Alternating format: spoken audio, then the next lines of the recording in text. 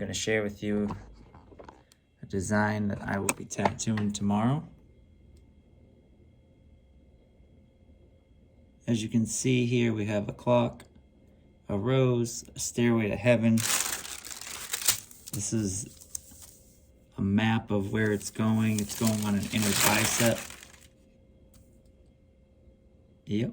You know, it's funny, this subject matter I'm doing is quite familiar to me and to other tattoo artists and clients. You know, as a tattoo artist, people ask me, oh, what are you doing tomorrow? Whether it's a friend or another client.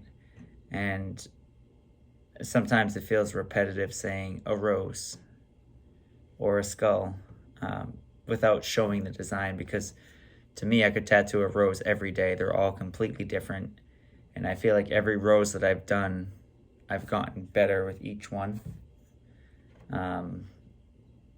And you know, it's funny because there's artists that I follow on Instagram who have tons of followers. They look super busy, or they are super busy, and they have like a niche market where they only do like 1 or 2 different flowers, or they only do mandala patterns, and they post them every day, and no one complains.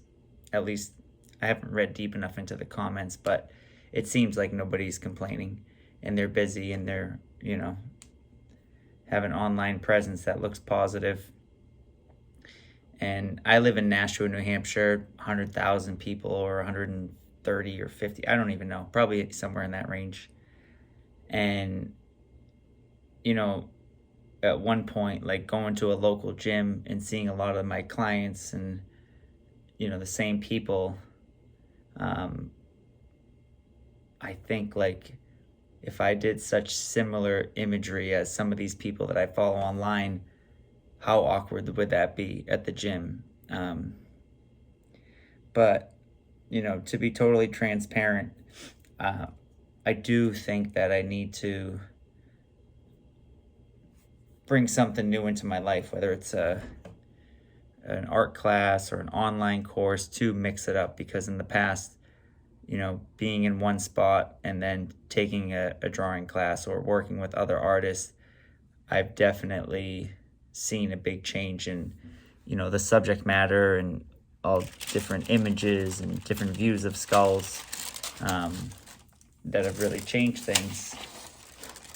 You know, and then another example, kind of jumping around here, but even the tattoo I did today, you know, it's a dove, a cross, and a rose. It sounds like typical subject matter, but, you know, each piece to me is so unique and different and special. Not to sound corny, but that's how I feel. Because it's drawn for that person. You know, a huge part of my drawing process is, you know, this is a tracing of a client's arm.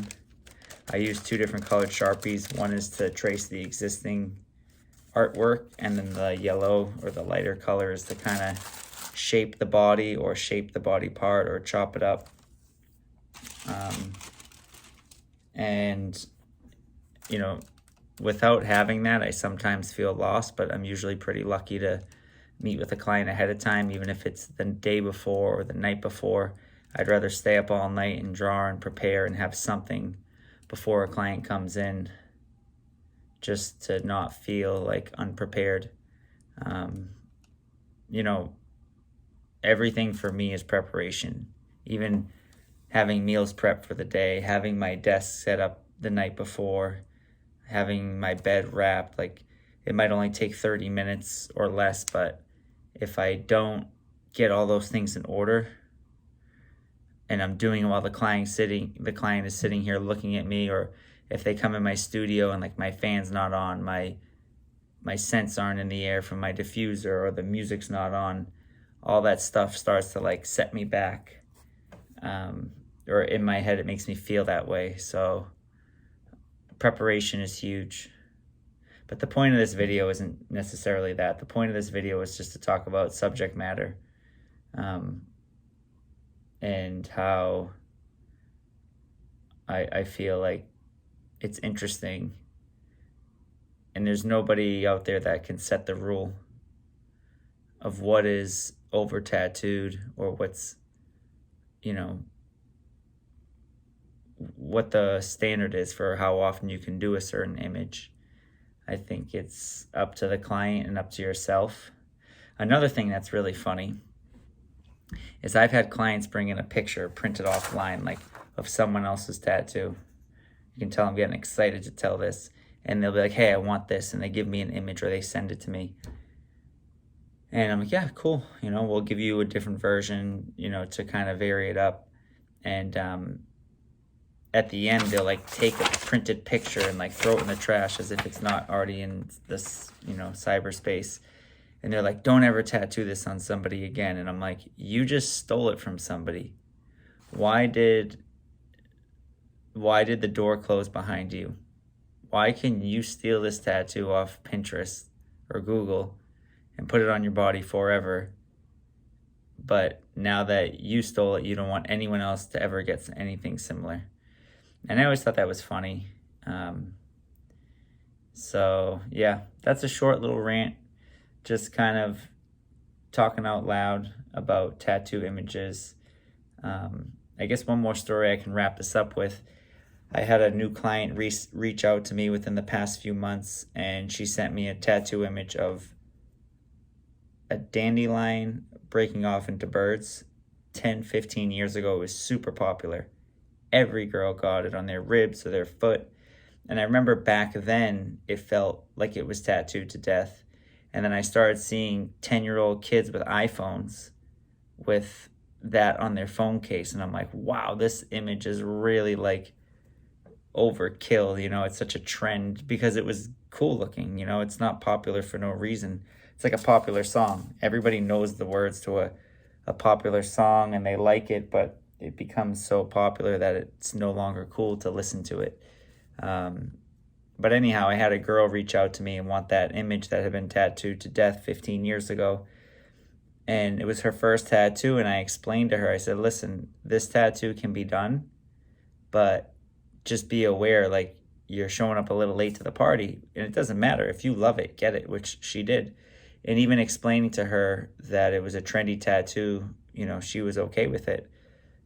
And so was I. I mixed it up a little bit, but at the end of the day, the tattoo was very recognizable as what it was, a dandelion into birds.